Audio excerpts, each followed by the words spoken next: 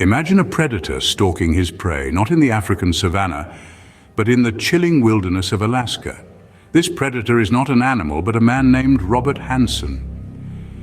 In the heart of the wild, untamed frontier of Alaska, where the northern lights dance across the sky and the icy breath of winter is a constant companion, a seemingly ordinary man named Robert Hansen lived a life far removed from his dark secrets. Born and raised in Iowa, Hansen was the son of a Danish immigrant, growing up in a strict household where he developed a stutter that would follow him throughout his life. As a young man, Hansen moved to Alaska, a place as rugged and untamed as the life he would lead. He established himself as a baker in the city of Anchorage, earning a reputation for his delicious pastries. He was a husband and a father, a man who hunted game in the vast Alaskan wilderness, a man who was known and respected in his community. But beneath this facade of normalcy, a sinister shadow lurked. In the quiet of his bakery, between the kneading of dough and the scent of fresh bread, Hansen harbored a chilling secret. He was not just a baker, not just a hunter of game. He was a hunter of something far more terrifying. As the sun set and the cold Alaskan night crept in, Hansen transformed from a humble baker into a predatory monster, a man who hunted not animals, but human beings. His prey were women, vulnerable and afraid, who found themselves in the crosshairs of a man whose heart was as cold as the Alaskan winter. This was Robert Hansen's double life, a life that would earn him a name that would send chills down the spines of those who heard it, a name that would become synonymous with terror in the Alaskan wilderness. Beneath the facade of a humble baker, a monster lurked, a man who would become known as the Butcher Baker. Robert Hansen's hunting ground was not the forest filled with game, but the city streets filled with unsuspecting women.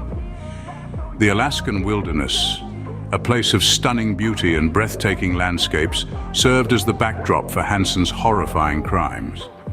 This was his hunting ground, where he carried out his brutal activities with a disturbing sense of enjoyment. Hansen's method of operation was chillingly unique. He would abduct women, often those who were vulnerable or on the fringes of society, and force them into his private aircraft. The fear and confusion these women must have felt as they were flown over the vast Alaskan wilderness, completely at the mercy of their captor, is unimaginable. Once in the wilderness, Hansen's perverse game would truly begin. Armed with a Ruger Mini 14 and a knife, he would release his victims, giving them a head start before he began his hunt. The women, terrified and alone, had little chance of escape. This was not a fair chase. This was a man taking sadistic pleasure in the fear and suffering of others. Let's remember some of the victims. Sherry Morrow, a dancer whose body was found 2 years after her disappearance, shot in the back with a .223 caliber bullet. Joanna Messina, a topless dancer found in a gravel pit, her life brutally cut short. Eklutna Annie, an unidentified woman found near Old Nick River Bridge. Her identity still a mystery to this day. Each one of these women had a story, a life brutally stolen from them by Robert Hansen.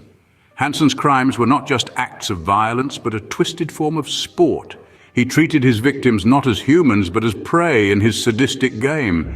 His actions were a horrifying perversion of the natural order, a man hunting his fellow humans for sport.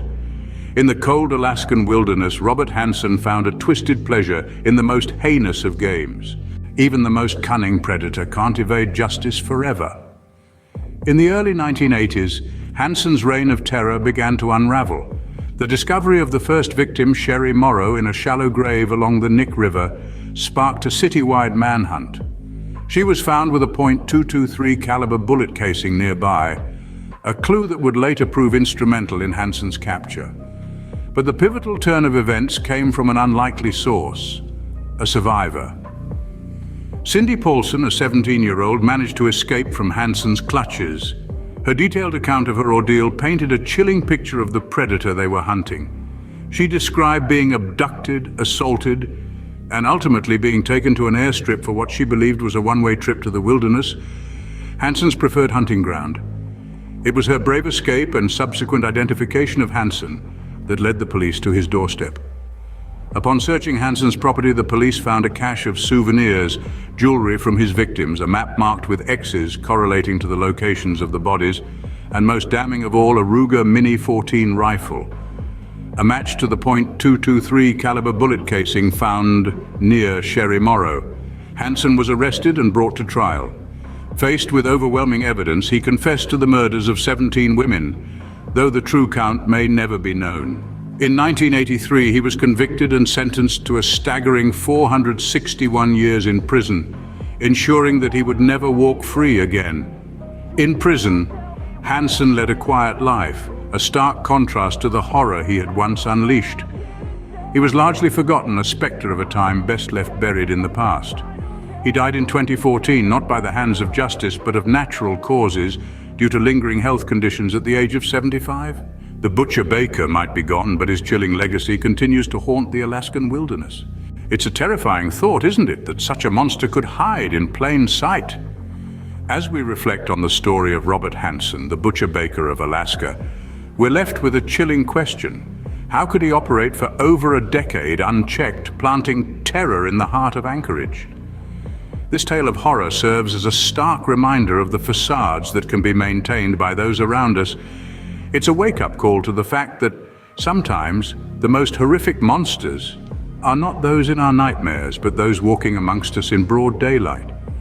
The case of Robert Hansen raises disconcerting questions about societal awareness, law enforcement, and our ability to recognize signs of danger in our midst. It forces us to confront the unsettling reality that evil can wear the face of the ordinary. Consider this. What other monsters might be lurking among us, hidden behind a mask of normality? As you ponder this chilling thought, we invite you to subscribe to the Deadly Detective channel to uncover more true crime stories. Stay safe, stay vigilant.